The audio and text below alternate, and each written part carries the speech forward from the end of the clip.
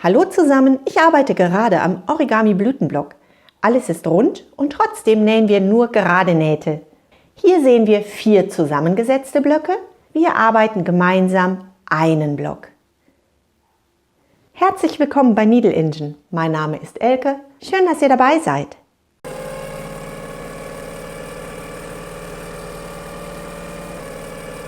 Für unseren Block brauchen wir 3 verschiedene Stoffe.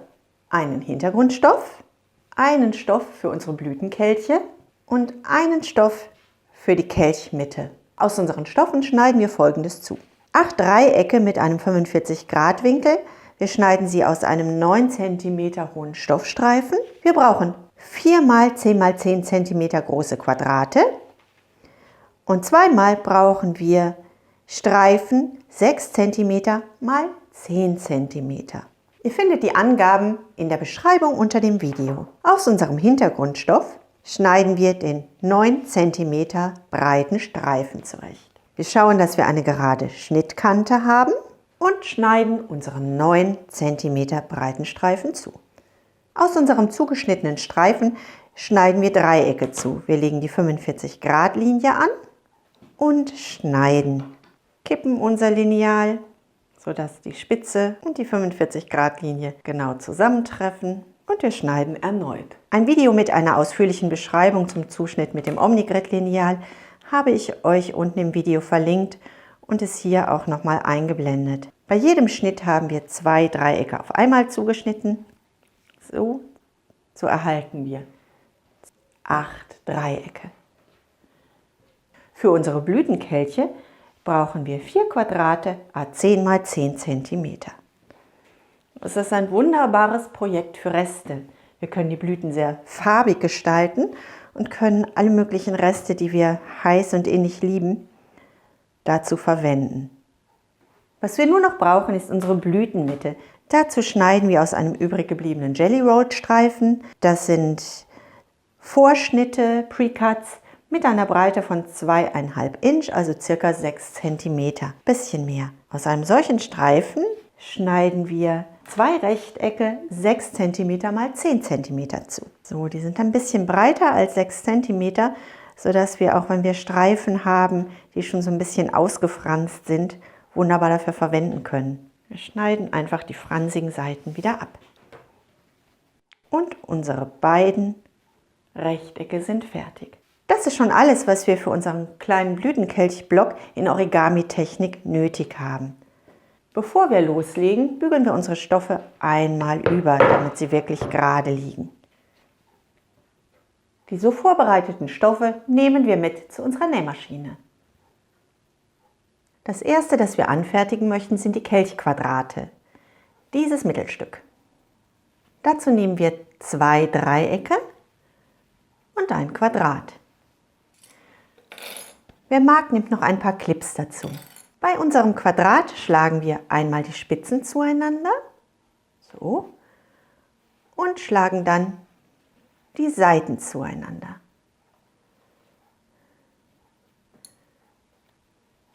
Ja, so.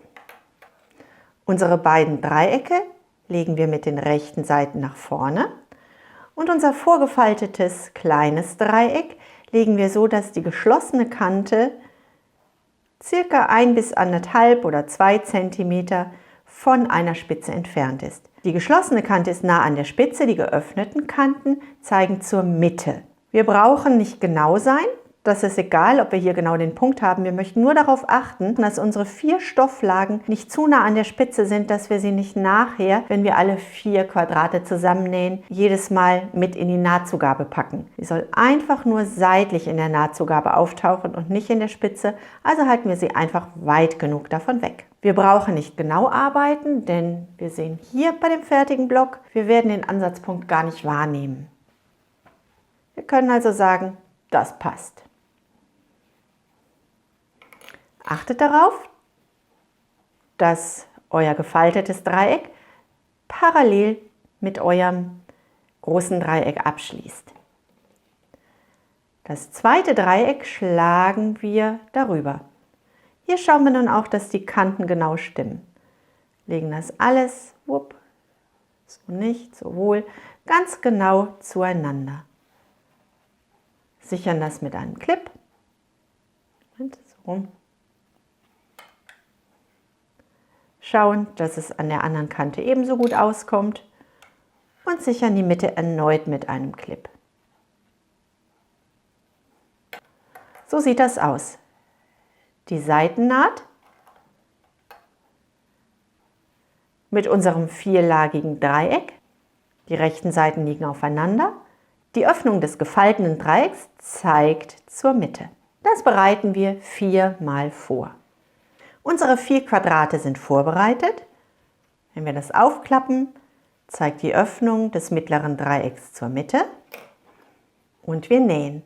Wir haben unsere Maschine eingespannt. Wir haben eine 70er oder 80er Nadel, je nachdem, womit ihr lieber arbeitet. Wir haben viele Stofflagen, also könntet ihr auch eine 80er Nadel wählen. Mir ist die 70er lieber.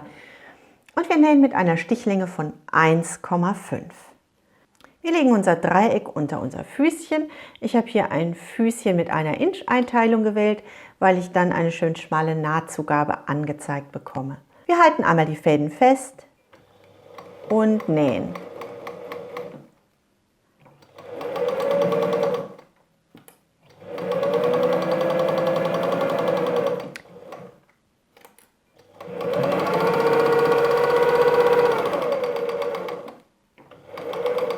Wir unterbrechen unsere Naht hier nicht, sondern setzen einfach unser zweites vorbereitetes Dreieck unter.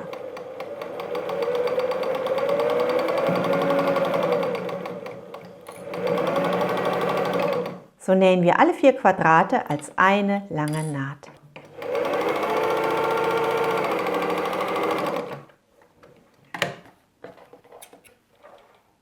Wir schneiden unsere Quadrate auseinander und bügeln sie einmal auf. Bügeln einmal die Naht und öffnen.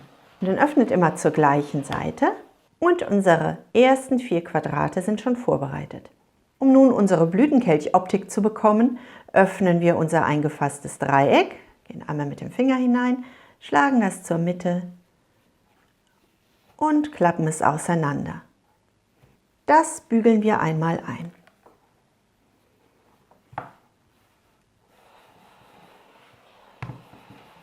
Das wippt noch auseinander, das ist okay. Noch einmal, wir öffnen unser Dreieck. Wir haben ja hier gerade gebügelt, das heißt, wir haben hier diese Kante leicht eingefalzt. Das nutzen wir jetzt, dass wir diese Falz genau auf die Mitte legen. Und wir bügeln unseren Kelch auf. Unsere 4 Quadrate haben wir nun vorbereitet. Nun möchten wir noch unsere Mitte einarbeiten. Zunächst einmal schneiden wir die Eselsohren, die in die Mitte zeigen, einmal ab. Was uns nun noch fehlt, ist unsere Blütenkelchmitte. Dazu haben wir diese 2 Rechtecke vorbereitet, die wir nun einarbeiten möchten. Wir nehmen 2 Quadrate und ein Rechteck. Bei unserem Rechteck falten wir einmal die schmalen Kanten zueinander. Wir haben hier 2 Quadrate, bei denen die Blütenkelchspitze zur Mitte zeigt, und unser Rechteck legen wir nun gefalten einmal zur Mitte der beiden Kelchspitzen. Falten unser zweites Quadrat darüber und stecken das Ganze einmal fest. Wenn wir das nun auffalten, haben wir hier unser Rechteck.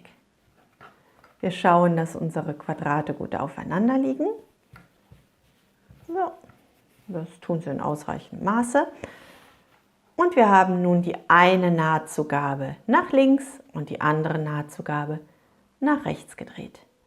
Das gleiche bereiten wir mit der zweiten Blockseite vor. Wir schlagen bei unserem Rechteck die schmalen Kanten zueinander. Unsere beiden Kelche schauen zur Mitte und in diese Seite legen wir unser gefaltenes Rechteck, schlagen beide Quadrate übereinander um dann an dieser Kante lang nähen zu können. So, wir brauchen nie super genau zu sein. Wir schneiden nachher zu. Wir haben, wenn wir hier schauen, Platz genug, um nachher noch zuzuschneiden. Also wir kriegen immer einen vernünftigen Block. Unsere Klammern sitzen an der Seite, an der genäht wird. Wir möchten jetzt nicht hier nähen, sondern wir nähen an der Seite, an der unsere Klammern sitzen. Wir haben hier einmal eingefasst und haben diese Öffnung. Wenn wir hier nähen, haben wir da die falsche Öffnung. Das heißt, wir nähen die geklammerte Seite und können unseren Block, das könnt ihr vorher noch mal probieren, nachher öffnen. Dann haben wir es richtig und wir nähen. Haben unsere Stoffkante gerade mit der Füßchenkante abgeschlossen, halten unsere Fäden fest und nähen.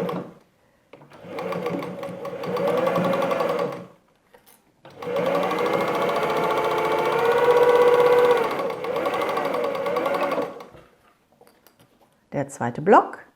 Achtet darauf, dass es gerade liegt, dass es sich nicht verschoben hat. So, und näht.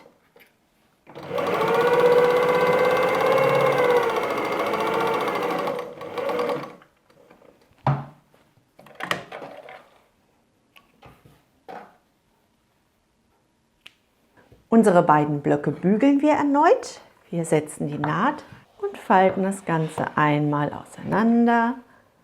Ups. So. Unser Block soll nun zueinander gelegt werden. Das ist aber nicht die Mitte, die wir wollen. Unsere Mitte soll jetzt ja so aussehen.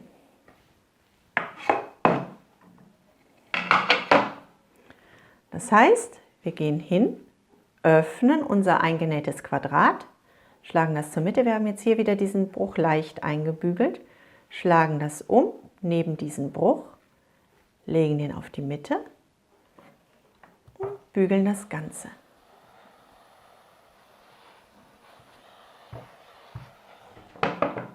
Das gleiche machen wir auf der zweiten Seite. Wir falten auf, legen den Bruch zur Mitte, schauen, dass das Ganze halbwegs gerade wird und wir bügeln. Halbwegs gerade reicht übrigens völlig. Fertig. Hier ist es jetzt auch krumm, das reicht. Das Ganze falten wir zueinander und nähen unsere Naht. So, hier möchte ich jetzt ein bisschen darauf achten, dass ich das Ganze halbwegs schön liegen habe. Ich möchte also meine beiden Seitennähte ineinander schieben. Hier setze ich auf jeden Fall schon mal einen Clip. Genau so nähen wir das nun zusammen. Haben wir unseren Block gerade gelegt? Haben wir. Dann können wir nun diese letzte Naht nähen. Wir legen den Stoff parallel zur Füßchenkante und nähen wieder mit der Stichlänge von 1,5.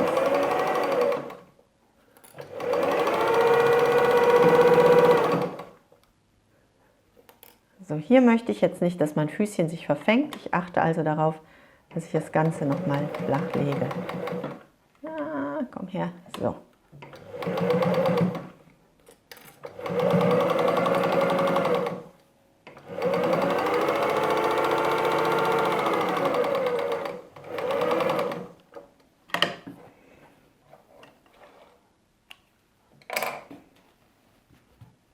Wir schlagen einmal auf, um zu schauen, ob das Sinn macht, was wir da gemacht haben.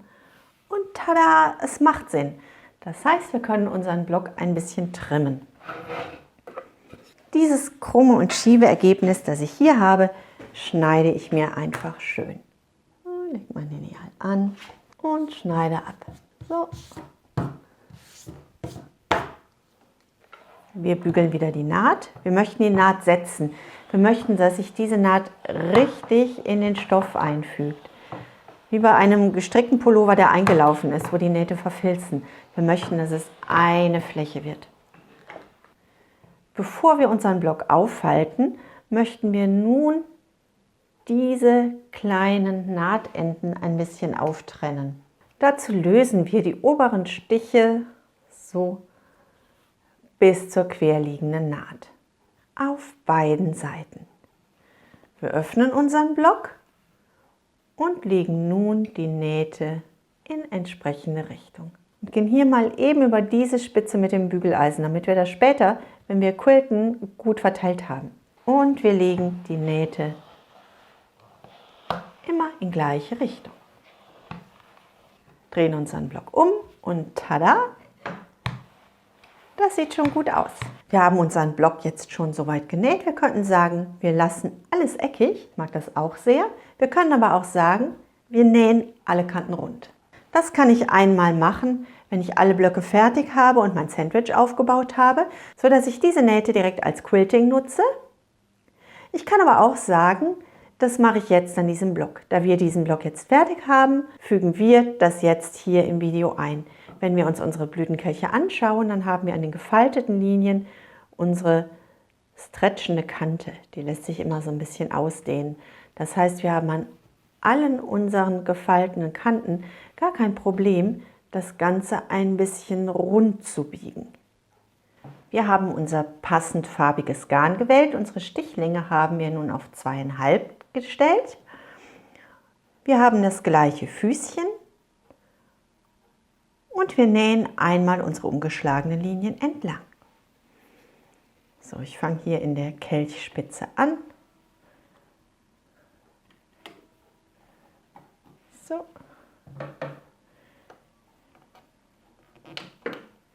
Nähe ein paar Mal genau auf den Punkt.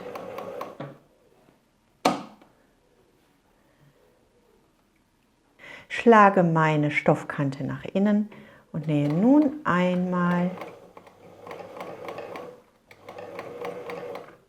meine Linie nach, wandere zur gegenüberliegenden Seite. Ich achte jetzt hier schon, dass die untere Kante schon umgeschlagen ist, damit ich diese Stoffkante hier auch wirklich unter meinen Stoff legen kann. Oder aber auslaufend habe. Da müsst ihr schauen, was gefällt euch besser. Gehen bis zur äußeren Kante, drehen unseren Stoff und nähen nun den oberen Trichter lang. Verriegeln ein bisschen, hin und her oder auf der Stelle. Ich nähe zuerst alle Spitzen. Ich möchte nicht immer neu ansetzen, denn wir müssen hier ziemlich oft neu ansetzen. Das heißt, von hier drehe ich einmal weiter.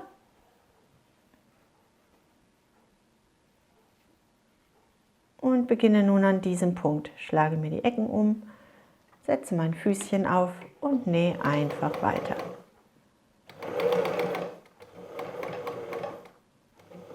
Bis zur Spitze. Wenden, schlage diese Ecke nach innen, wenden.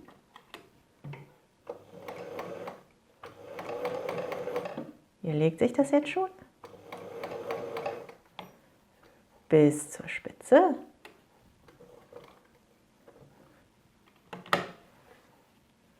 Schlage um.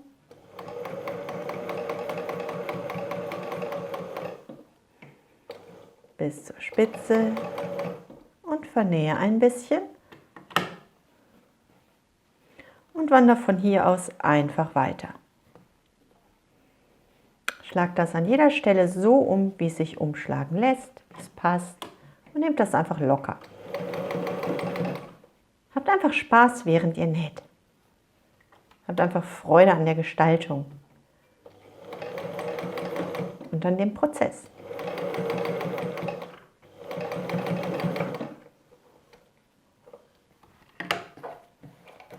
Wir nehmen unseren Block wieder unter der Maschine heraus, schneiden unsere Fäden erneut ab.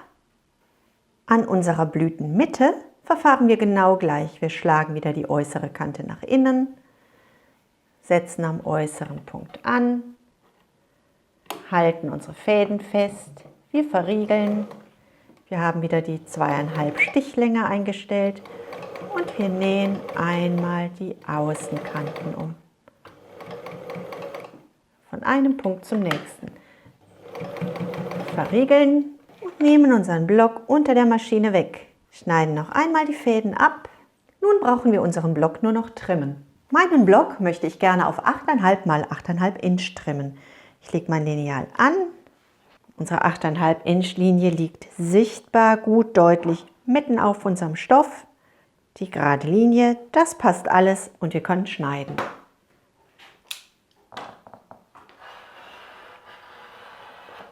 Den ersten Origami-Blütenblock haben wir geschafft. Yay! Wenn wir 2 Blöcke fertiggestellt haben, können wir sie entweder aneinander setzen oder wir nehmen wieder einen Streifen, falten ihn um, setzen ihn in unsere Naht. So. Und schlagen den Streifen wieder auseinander und schaffen dadurch eine neue Blockoptik. Ich hoffe, euch hat das Video gefallen und ihr hattet Freude daran. Vielen Dank fürs Zuschauen und fürs Mitmachen und wenn euch der Blog gefällt, gebt ihm einfach eine Chance. Ich wünsche euch viel Freude beim Nähen und Quilten, bleibt gesund und glücklich und denkt daran, was immer auch passiert, einfach weiter nähen. Bis zum nächsten Mal. Tschüss!